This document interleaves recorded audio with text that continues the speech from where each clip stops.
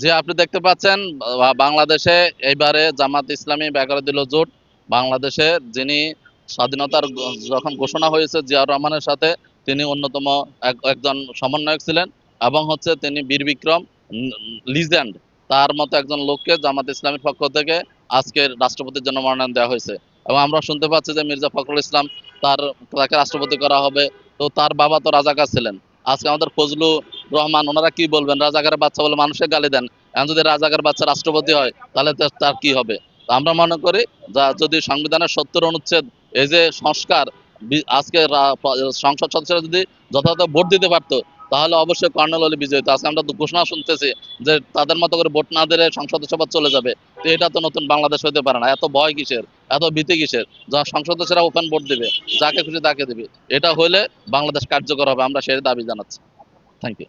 আমি অ্যাডভোকেট শাহ মোহাম্মদ মাহফুজুল হক। জি। আমি ঢাকা বিশ্ববিদ্যালয় শিবিরের সাবেক সভাপতি, শাহবাগ থানা আমি। সালাম।